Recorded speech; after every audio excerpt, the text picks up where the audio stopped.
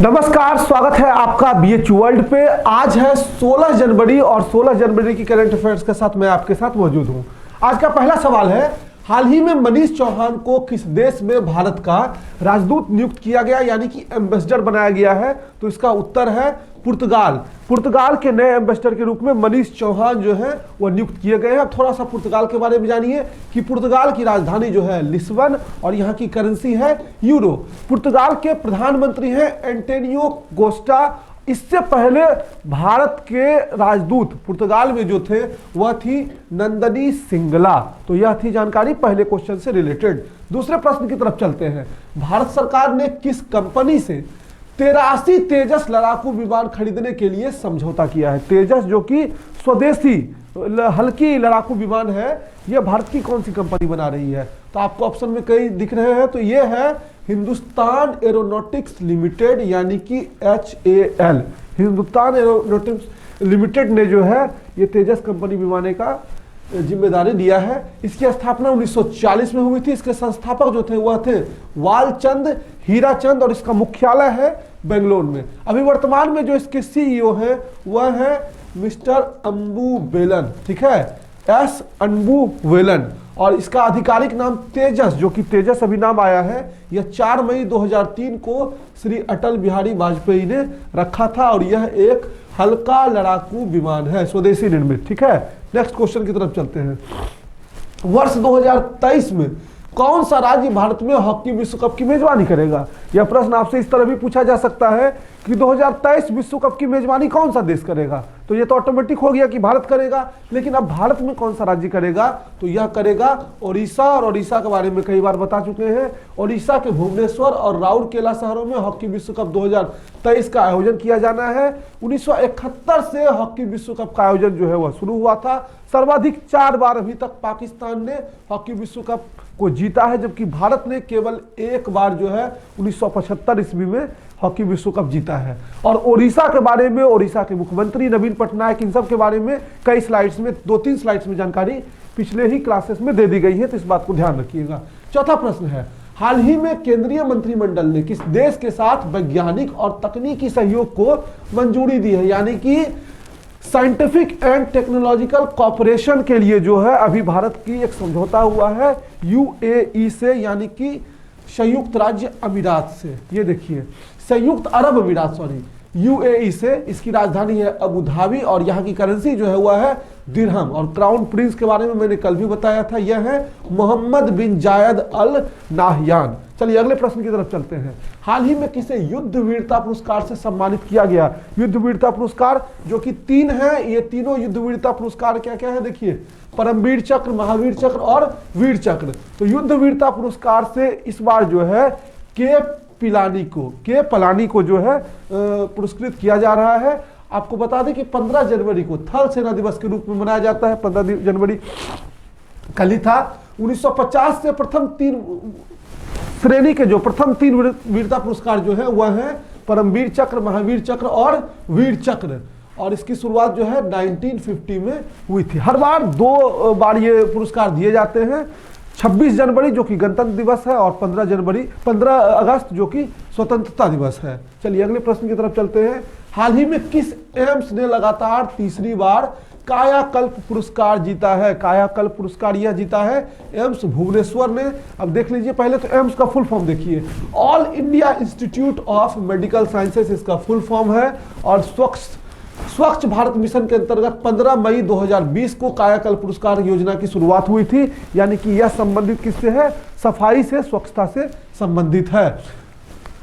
यह जो है भारत सरकार के स्वास्थ्य एवं परिवार कल्याण मंत्रालय द्वारा दिया जाता है। भारत में कुल एम्स की संख्या जो है वह है 43 और पहला एम्स 1956 में भारत में बना था, वह था दिल्ली का एम्स दिल्ली। एम्स का फुल फॉर्म मैंने आपको बता दिया। एक और इंपॉर्टेंट चीज ध्यान रखिए कि ministry of health and family welfare, इसके अभी प्रभारी कौन है, यानी कि इसके जो मुखिया कौन है?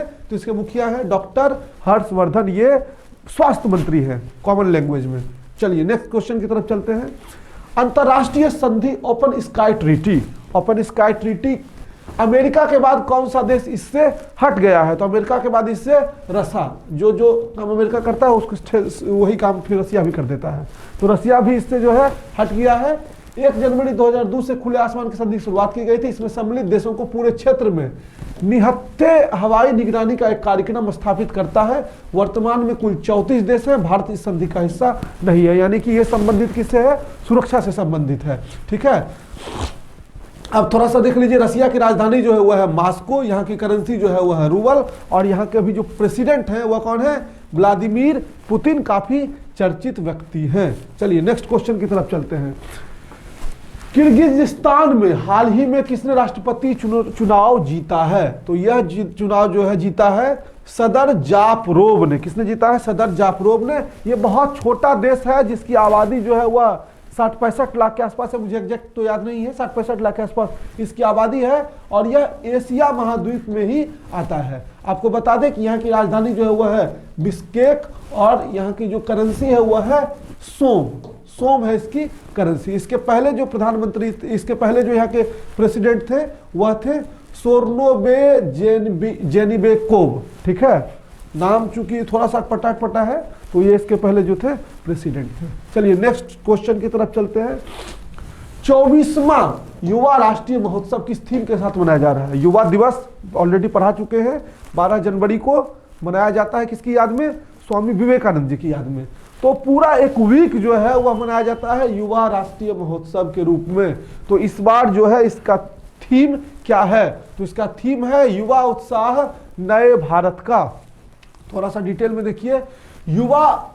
राष्ट्रीय युवा महोत्सव युवा मामलों और खेल मंत्रालय भारत सरकार द्वारा प्रतिवर्ष आयोजित किया जाता है। कब से कब तक? 12 जनवरी से 16 जनवरी तक। ठीक है, पूरा वीकेंड ये है, पूरा वीक ही है ये। और अभी जो ministry of youth affairs and sports, खेल एवं युवा मंत्रालय भारत सरकार, इसके मुखिया कौन है? इसके मुखिया है किरण रिजिजू।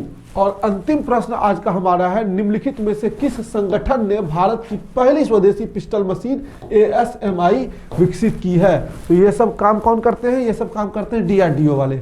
जितना भी काम इस तरह का है समझ लीजिए DRDO का योगदान है उसमें। तो DRDO का फुल फॉर्म तो 4-5 बार बता चुके हैं। अब भेल का फुल फॉर्म, हाल का फुल फॉर्म, हाल भी आज मैंने आपको बताया, हिंदुस्तान एरोनॉटिक्स लिमिटेड। इसके बाद CRPF लिखा हुआ, तो CRPF का फुल फॉर्म होता है सेंट्रल रिजर्व पुलिस फोर्स। और फिर एक हमारा है भेल, तो भेल का फुल फॉर्म होता है भारत हैवी इलेक्ट्रिक्स लिमिटेड। ठीक है, अगले प्रश्न की तरफ चलते हैं। DRDO का फुल फॉर्म जो है डिफेंस रिसर्च डेवलपमेंट ऑर्गेनाइजेशन। इसकी स्थापना 1958 में हुई थी, मुख्यालय है नई दिल्ली में। चेयरमैन है जी सतीश रेड्डी, संतोष रेड्डी किया गया है। इसके चेयरमैन जो है जी सतीश रेड्डी हैं। कौन है? जी सतीश रेड्डी।